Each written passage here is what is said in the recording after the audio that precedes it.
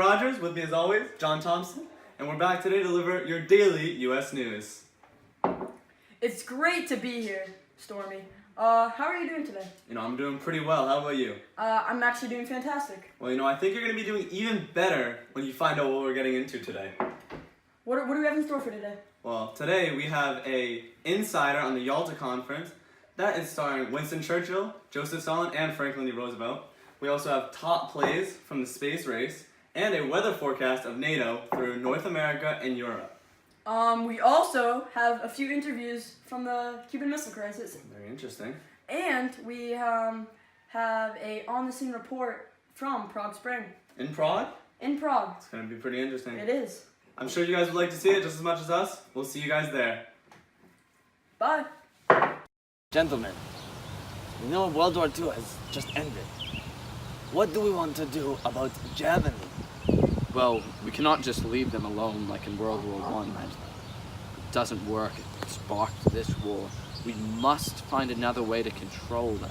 Watch over them, I should say. Does anybody have any ideas? I may have an idea. How about we split it into different parts? Well, there's France too. We have to split it between the four of us. So what would that entail? How about we split it into these four parts? Now, we don't have to control these parts, but we watch over these parts to make sure Germany does not do something rash. To have them in control. Agreed. I guess that's the way it will be. Guess we'll have to get back to France, and we will get more details into this. Very well. This is how it will be then. We're at an agreement? Yes. Agreed.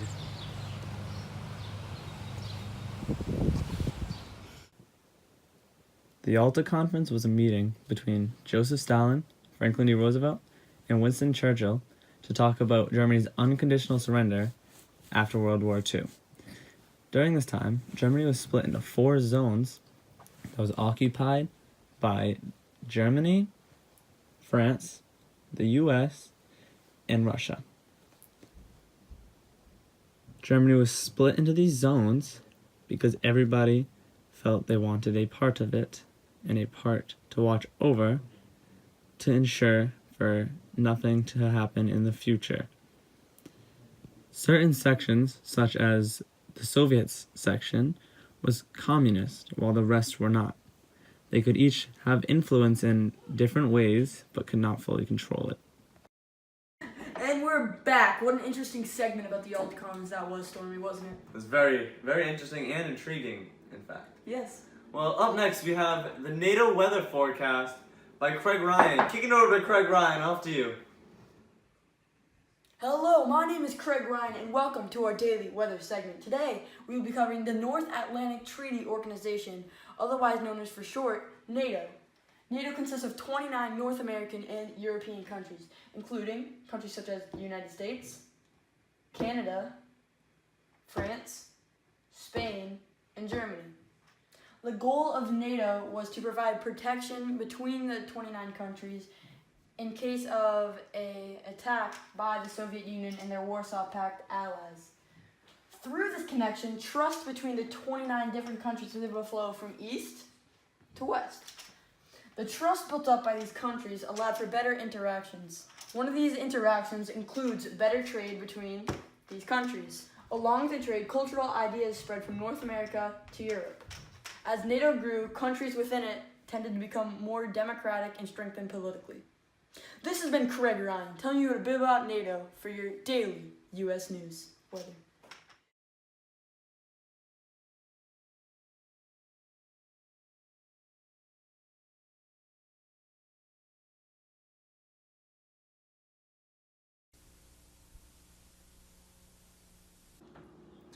Hello, we are the Soviets.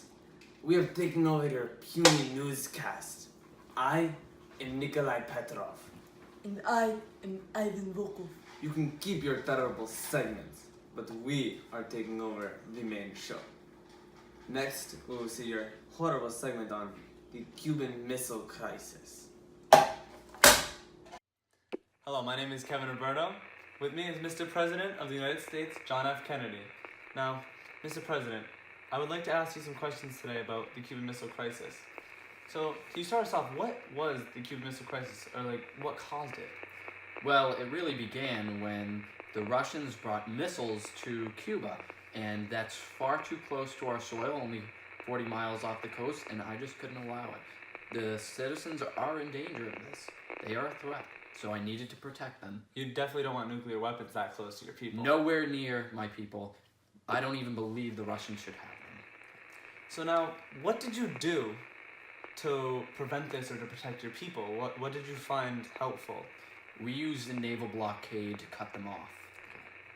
Now, did this naval blockade work, or did it hold them off even longer? So, like, what happened with the naval blockade? We ended up, after the blockade, coming to an agreement with a Russian official, and the agreement was that they would move their missiles out of Cuba, and we would move the blockade with the promise that we would not invade Cuba.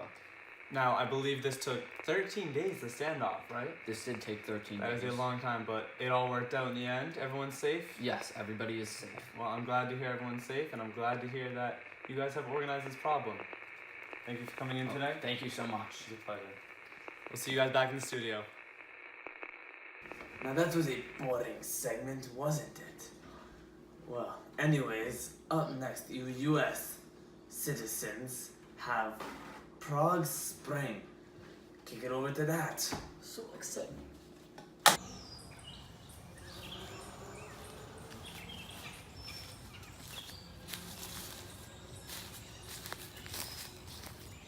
Hello there.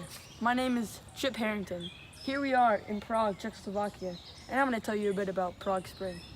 Prague Spring was a period of time during 1968 between January and August, where a political reformist by the name of Alexander Dubček wanted to implement more democratic reforms into Czechoslovakian politics and culture. The Soviet Union at the time were attempting to spread communism, so they didn't approve of Alexander Dubček's ideas. So they sent over 650,000 troops into Czechoslovakia and occupied it until the year 1989, when the Soviet Union began its collapse. As the Soviet Union began their occupation of Czechoslovakia, they spread some Euro-communist ideas, which are cultural ideas that were commonly practiced in the Soviet Union, such as their religious ideals and what they did in their free time. The economy of Czechoslovakia worsened as a result of this event. Soviet Union took large percentages of their income and wealth. I've been Chip Harrington, signing off on the scene of Prague Spring. See ya. Ivan, wake up, we're back. Okay, so up next, after that amazing segment, we have a sports segment on the space race. Kick it over to that, I guess.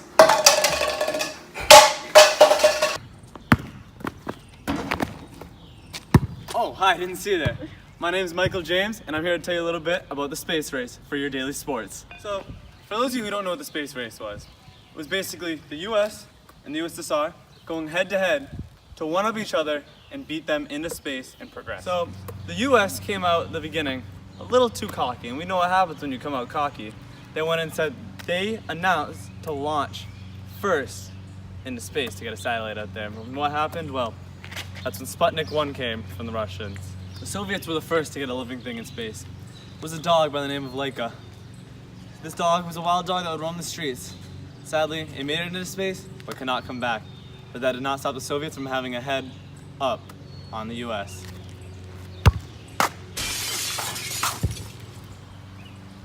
So now the US was far behind in this race. They had to find a way to catch up. So what did they do? They launched Explorer 1. It was the US's first satellite to orbit Earth. Along with that, they also created NASA. What NASA's purpose was to make it easier for the US to catch up in this race.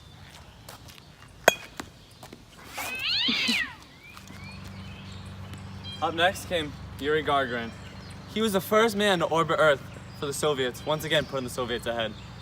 But then the US had to strike back, so what did they do? They went and put another man up there, Alan Shepard. He was the first US to get into space successfully. Alexei Leonov comes in for the Soviets with a hard blow to the US, being the first to stay outside of his aircraft for up to 12 minutes. But what always happens in a race when it's neck and neck? Someone's got to push ahead. The US is the first to have people walk on the moon successfully. And then some might say, well, who won the race? But no one really knows. It's whatever you think. The US were the first to successfully have people walk on the moon. The USSR had many more advancements. It's all up to what you think.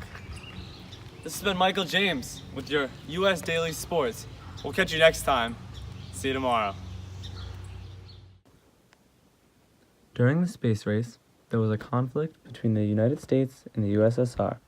That conflict was to see who could be the first to get more technological advancements than the other into space.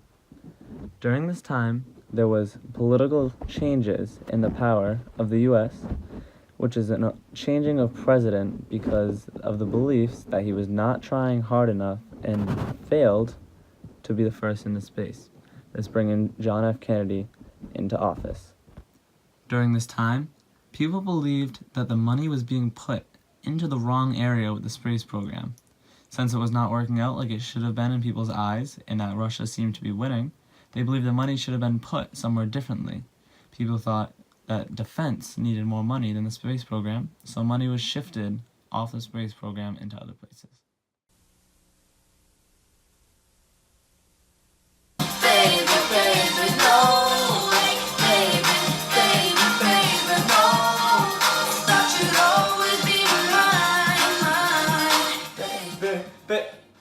Oh, we're back. Well, this has been your daily broadcast of the U.S. Daily News. Stick around and come back for tomorrow for some more cool news. I'm Stormy Rogers. John Thompson. We'll see you tomorrow. Bye. Bye.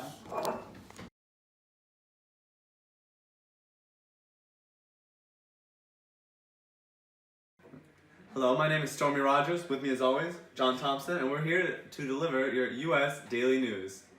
It's great to be here. And how are you doing today? I'm doing great. Why are you laughing at me? But we can watch over. How will the division of this affect countries such as Poland? Why would you say that? We don't know the answer to that. We haven't done that part. We haven't That's done the that yet. voiceover. Shut up! We can keep that, and then I'll cut it. Oh, I'll cut Jaden. Jaden, Hey there. We'll be talking about the Cuban Missile Crisis. Now, JFK, may I call you JFK? No.